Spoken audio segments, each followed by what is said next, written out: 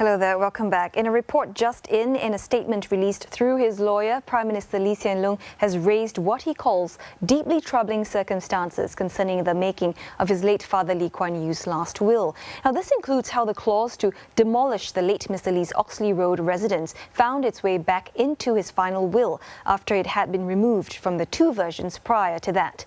PM Lee, who is on overseas leave, said he was hoping to defer considering this matter until he returned this weekend. However, since his siblings have continued to give interviews and make allegations about him, this made it untenable not to respond publicly and to explain why he has serious questions about the circumstances.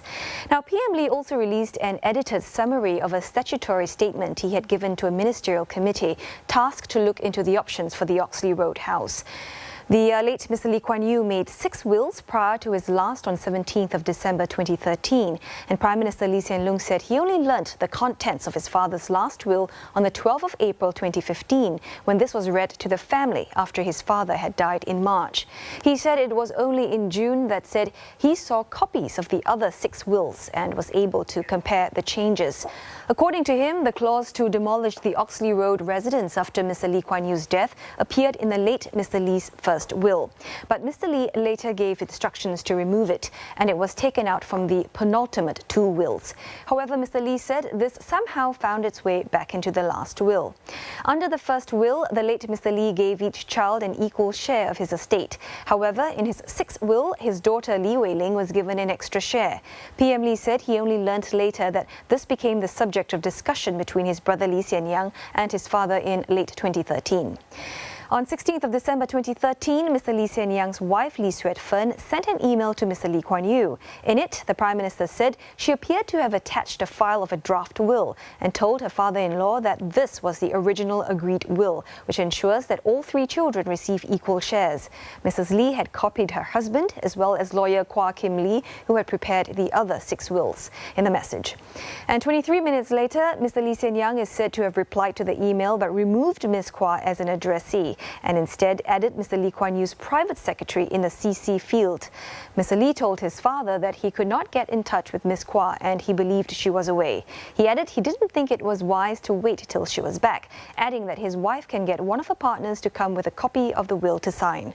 The Prime Minister said it's unclear what effort Mr. Lee Hsien Loong and his wife had made to contact Ms. Kwa, who had prepared all of the late Mr. Lee's previous wills. Ms. Kwa subsequently also told Mrs. Lee that she did not seem to have received her email. PM Lee added it's also not clear why his brother thought there was an urgency to the matter, but said it's interesting that he suggested that his wife, who is clearly an interested party, and her partners would prepare the new will. PM Lee said in the space of 41 minutes before Mr. Lee Kuan Yew could reply, Mrs. Lee Swet-fen saw to the preparation of the new will and got one of her lawyers on standby to get it executed by Mr. Lee. And when Mr. Lee Kuan Yew replied later on, he agreed with his younger son's suggestion to sign the new will, given the circumstances. The next morning, Mrs. Lee Swet-fen sent 2 lawyers from her firm to be at Oxley Road to get Mr. Lee Kuan Yew's signature on his last will.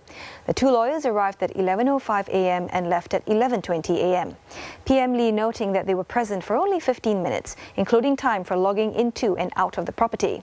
PM Lee said they plainly came to witness Mr. Lee signing the last will and not to advise him. The Prime Minister added he was not copied on the email correspondence and was only made aware of the troubled circumstances later. When Mr. Lee Kuan Yew's last will was read, PM Lee said Mrs. Lee Swet-fen volunteered that her father-in-law had asked her to prepare the last will, but she had not wanted to get personally involved and had therefore got lawyers from her law firm to handle it.